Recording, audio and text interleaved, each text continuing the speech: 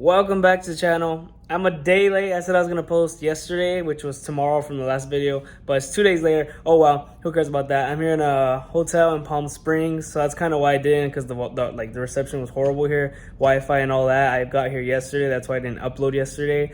So I had to drive and do all these things. So as you can see, my 430 was 430-pound deadlift. That was a 3-pound PR at one point in my life, which was like 4 weeks ago. Let me do the exact. Let me count it. 480. I think a month ago. I don't even remember. But it's gonna show week by week.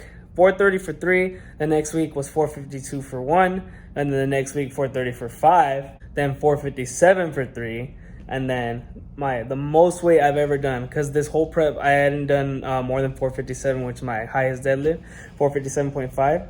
That's the most I've ever done. I did that for 3 last week, and then this week I did 480. The only con about, like, you'll see what happens with the 480. It was like the easiest. I'm not that slow off the floor anymore. You can see, like, I'm not that slow.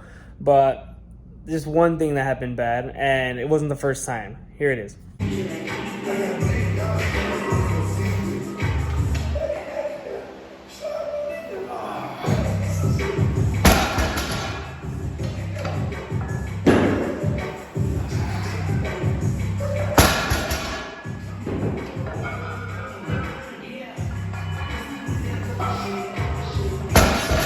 So like I was explaining before, I didn't feel so confident with deadlifts, and that was a huge reason why. That 430, like I shook so bad, like the bar even came down, and that wouldn't have counted in a comp. That third rep wouldn't have counted. It wasn't even hard. It didn't even feel, I mean, it was clearly a misgroove, but it didn't feel like it. It just came down and came back up, and I think my weight was just on my toes. That's all it was. And ever since that 430 for 3, I was like, oh man, I'm not gonna progress from here. I'm just gonna stay like small, tiny PRs, top singles. Not even gonna get my like 5 rep max like for the next one, which would be 430 for 5. I'm not gonna be able to do any of this. Like I was very discouraged. I was like, I'm not doing 500. I'm just gonna settle for like 480. But like when I did 457 and last December, it was actually real easy. And like I mentioned before, Chris Palomares, who, you know, he passed away, he was at my meet and he told me that I could have done 480. So I did 480. That was Thursday. Yeah, it was Thursday. And so I should be able to do 501, because like I could have done way more that day. I know that was December, a long time ago, and I started the program barely, you know. Well, I don't know, like it started like in kind of like, it's weird because of quarantine. I was working out, but it wasn't on a set program. But I guess you could say like May to June-ish. So if I could have done like 480 back then, or 477, whatever, for 20 pounds more, then 480, like honestly, it wasn't a misgroove. It was easy as light. But you'll see right here that it was my grip. I don't know why that never happens, honestly. Well, it's happened once before, and I'll show that clip with 402. Yeah, 402 beltless. This was stupid though. This is like, I think that had to do something with the 480. I'm not making excuses, because it was easy and I wasn't slow off the floor. Honestly, it was like an RPE like 7.5. It really wasn't hard. But I had when I ripped the ammonia, it was really wet and both of my hands were wet, and I think that is the reason why, in my opinion. I'm not making excuses, because when I did 402, my hands were sweaty just because for some reason they're never sweaty in the gym. I wasn't nervous or anything. And then I had a really cold Gatorade that was wet. So that day was why the 402 beltless was hard, and it wasn't even hard at all. It's supposed to be 3x4, but I ended up doing, or 3x4, yeah. I did 3x4, but it's supposed to be with the strap. So the first one I got 3x3, and the third one didn't even really count.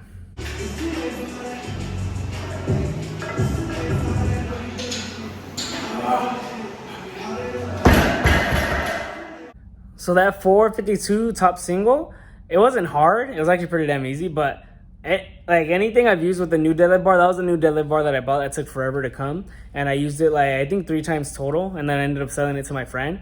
You could hear, like, if you rewind it and compare it to any black deadlift bar you see in there, that's the gym's bar, like from the owner. And then the really, like, it looks chrome, but it's not chrome. The really like chrome looking bar is the new one that I bought, that I now sold. That one makes the weight sound so different. It just bangs like deeper, and everyone noticed it in the gym. And it is stronger. The tensile strength is 190,000, and the normal deadlift bars that he has in the gym is 186,000. So that bar's a little bit harder to deadlift with. But I don't know if that helped me or not, because I came back so much stronger after I sold it. And I might have some other clips of when I used it, but yeah, that bar was a little bit stiffer. It for sure bends, but it's just stiffer than the other deadlift bars that are already in the gym.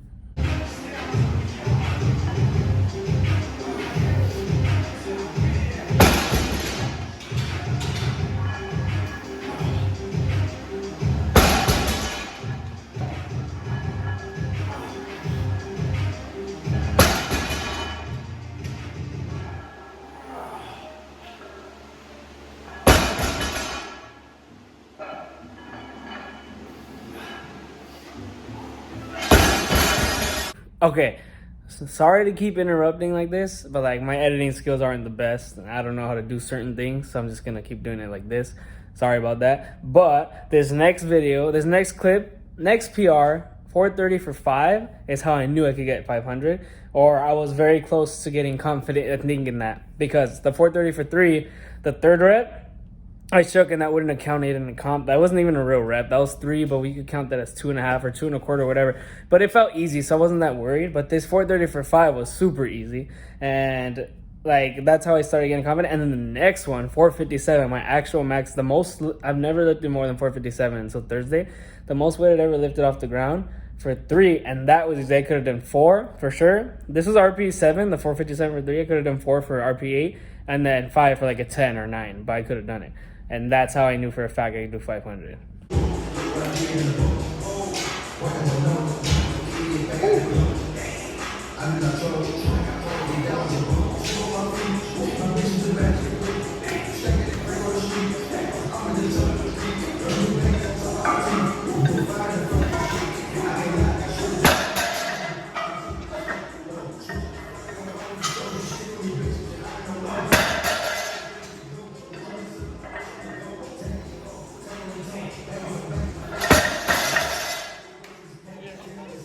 Now that you saw that, I just wanted to say I don't have a coach. Everyone who's been keeping up with my videos knows that I don't have a coach this prep.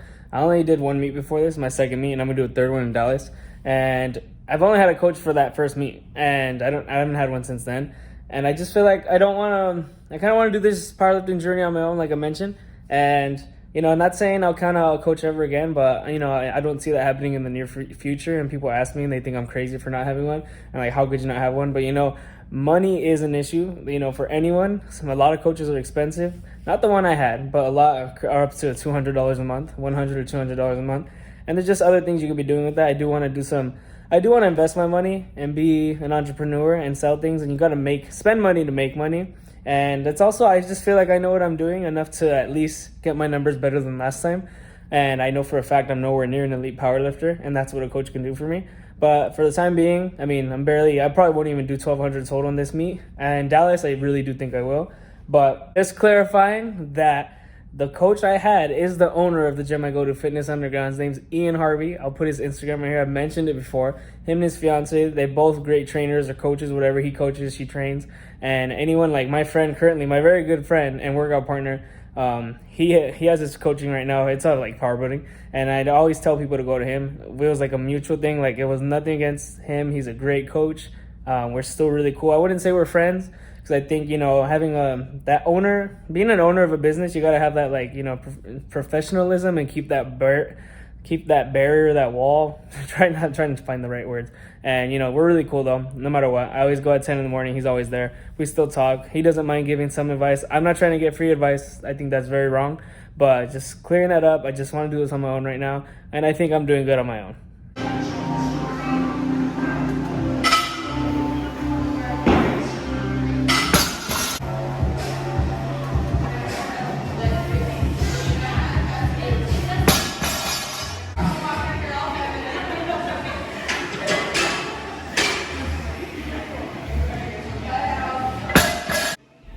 So here's the most weight I've ever lifted, 480 pounds, top single, and it's going to be about my second attempt, which will be next Saturday. It's going to be August 15th. It was supposed to be the 16th.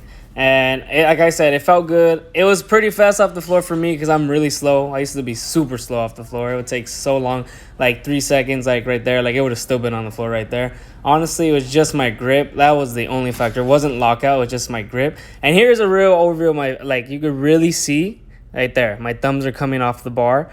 Really coming off, really coming off. The bar's barely just in my fingers.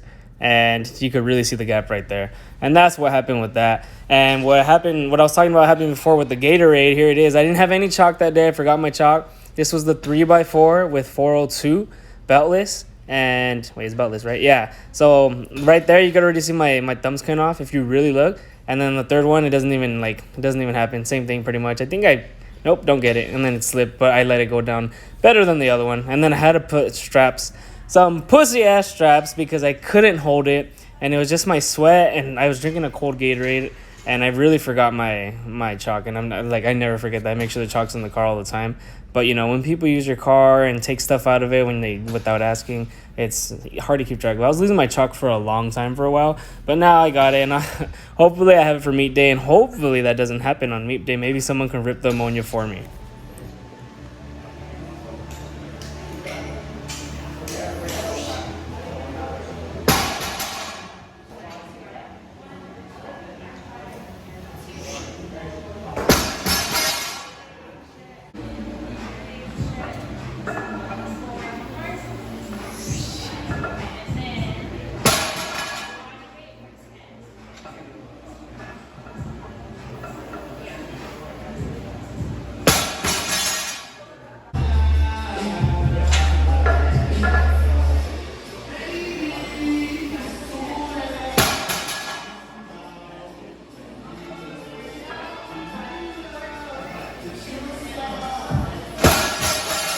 That's all I got for today. I'll keep you updated with the meet. It's exactly I'm 7 days out right now. I'm not gonna work out till Monday. It's gonna be super light, and then Tuesday. It's supposed to be Monday, Wednesday, but now since the meet's Saturday, it's gonna be Monday, Tuesday. Either way, it's gonna be real light. Update you with that and how I'm feeling and how the water cut goes. I'm like at 203. I don't have a scale in this hotel, but I like waking up at 203.